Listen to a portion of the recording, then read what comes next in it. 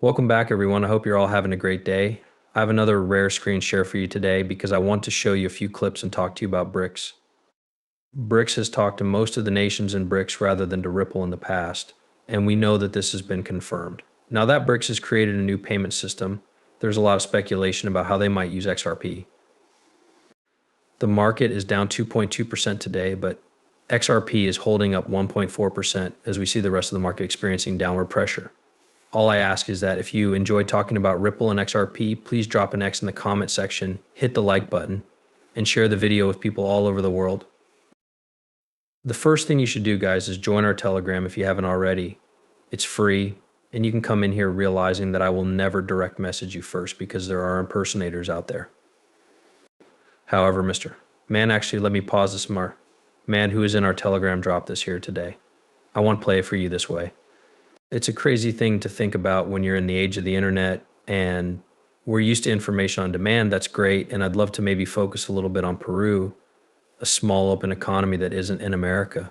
Of course, international payments are more difficult for emerging markets and it's for advanced economies. But perhaps before you begin, it would be wise to consider once more how much quicker it is to make a payment to London now if you pack your bag, take a plane, travel to London, meet the beneficiary, and handle the suitcase. This is because making an electronic payment will still take longer. Additionally, we must remember this incredibly hilarious clip. June 8th, 2024 payments can sometimes travel across the globe more quickly than they can be made electronically, but don't worry, XRP is changing the world one payment at a time. David Schwartz describes his unique role as CTO of Ripple, which is not what it sounds like. I wanted to play for you guys there. The function of a conventional CTO, I'm the employee number 2. What does that mean exactly? What is your role involved in having employee number 2?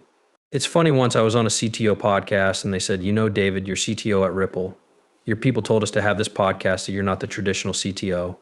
So I just had to ask, what is the traditional CTO?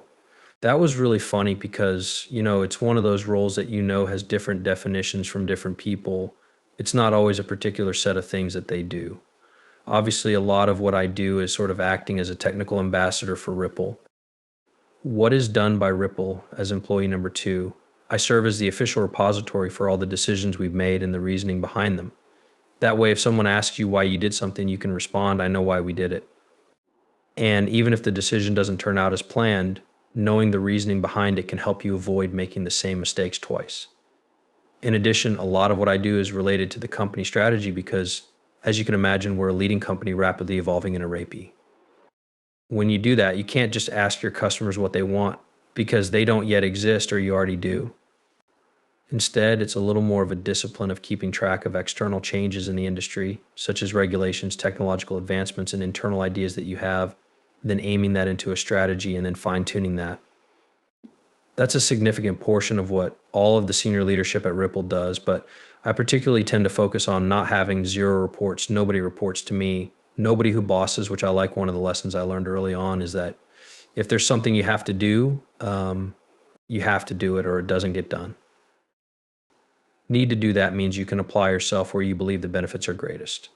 Nothing will go unfinished if I don't do it, which is nice because I can take a year off. However, I would like to think that Rebel would make things a little worse if I could take a year off and everything would remain exactly the same, which is why I'm doing this.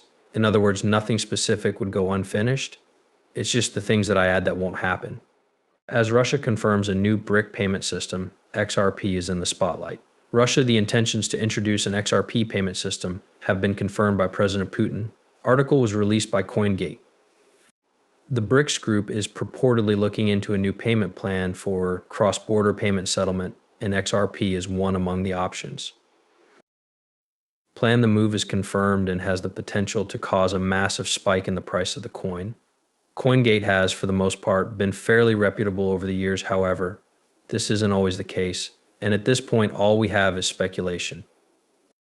This isn't to say that this is all that is happening. Rather, it is just that the XRP is reportedly being considered for the payment plan, and this is largely because they have been in communication with BRICS for a very long time. Prior to now, BRICS or Bank of Russia introduced a project on the implementation of cross-border transfer.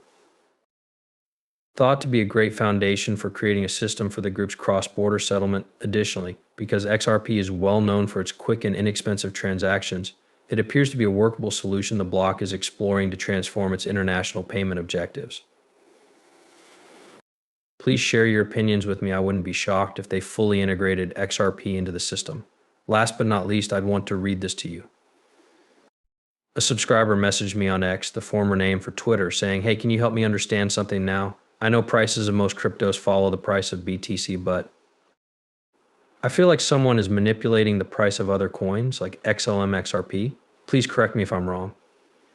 I gave him a very superficial explanation, but before I do that, I would like to go over to my free Telegram and tell him that the market is very emotional for two reasons. First, when Bitcoin dumps, it shakes the rest of the market because it makes up 53% of the market. Second, there are leverage plays in the market that affect cryptocurrency. When whales dump, it liquidates many others.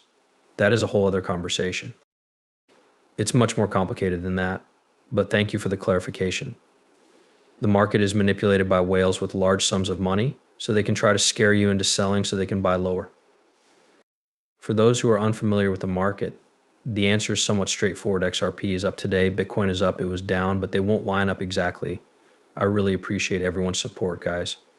If you don't mind, smash the like button, share the video, and activate the notification.